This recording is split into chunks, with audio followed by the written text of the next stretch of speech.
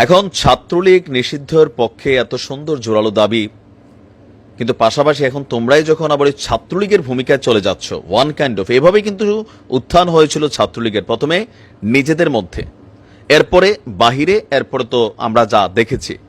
এখন যেই বৈষম্য বিরোধী ছাত্র আন্দোলনের নেতারা ছাত্রলীগকে নিষিদ্ধের পক্ষে জোরালো দাবি জানিয়েছিল, নিষিদ্ধ হয়েছে, কিন্তু এখন নিজেরাই এই ধরনের কর্মকাণ্ডের সাথে যদি আবার সম্পৃক্ত হয়, তাহলে মানুষের কাছে যে আস্থার জায়গা আছে, মানুষের কাছে যে ওজনটা আছে, সেটা কিন্তু হারাইতে বেশিক্ষণ সময় লাগবে না। আজকে ন্যাক্কারজনক ঘটনা ঘটেছে সুনামগঞ্জে।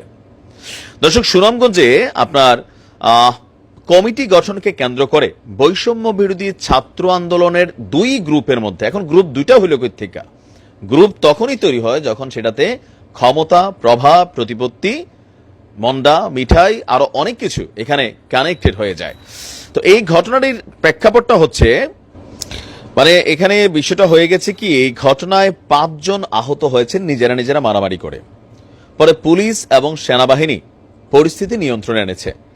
ঘটনা কি, আজকে দুপুরে জেলা শিল্পকলা একাডেমি প্রাঙ্গণে নবগঠিত কমিটি গঠনের অনিয়মের অভিযোগ ওঠে, যেগুলো ছাত্রলীগের বিরুদ্ধে থাকতো।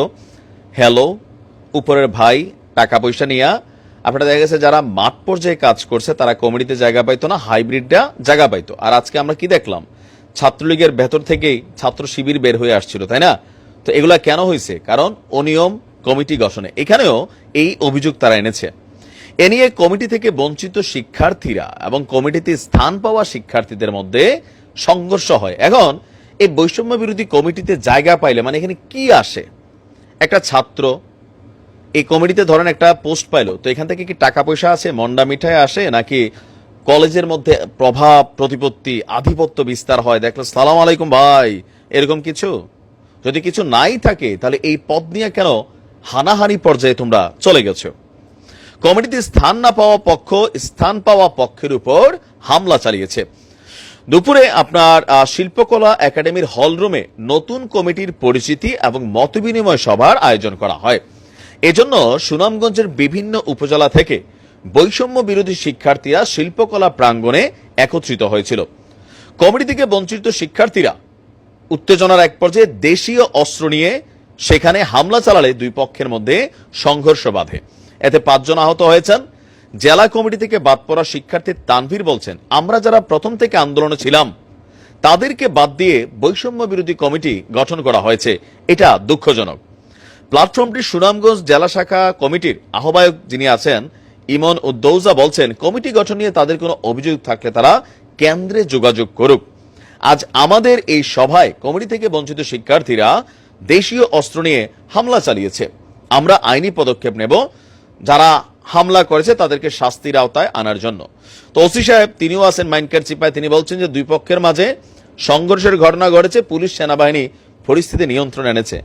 আমি একটা জিনিস বুঝি না, ছাত্রলীগ করলে ধান্দা আছে, ছাত্র দল করলেও ধান্দা আছে, ছাত্র শিবির করলেও সামহাও ধান্দা আছে, পলিটিক্যাল দল এগুলা, উপর থেকে ফান্ড টান্ড আসে, তারপর নেতাদের টেন্ডারবাজি করা যায়, কলেজের সিট, ভর্তি বাণিজ্য, সালাম টালাম নেওয়া, ফাওটাও খাওয়া, চা বিড়ি সিঙ্গারা, তারপর শিক্ষকদের উপর প্রভাব প্রতিপত্তি বিস্তার করা, একটা ভাই ভাই, হ্যাঁ তেরে নাম সালমান খানের মতো একটা ভাবটাপ ফিল হয়। কিন্তু এই যে বৈষম্য বিরোধী ছাত্র আন্দোলনের কমিটি, এখানে তো সাধারণ ছাত্ররা আসবে, আন্দোলন করেছে, কিন্তু এইখানে এই কমিটি গঠন নিয়ে কেন মারামারি হবে? আর যদি এগুলাই ঘটে তাহলে তো মানুষের মধ্যে প্রশ্ন উঠবে, এই পোস্টের মধ্যে আসলে ধান্দাটা কি? আর যারা কেন্দ্রীয় সমন্বয়ক আছেন, আপনাদের কন্ট্রোলিং নিয়ে প্রশ্ন উঠবে, যে আম বানাচ্ছেন সেটা চিপতে পারবেন তো নাকি?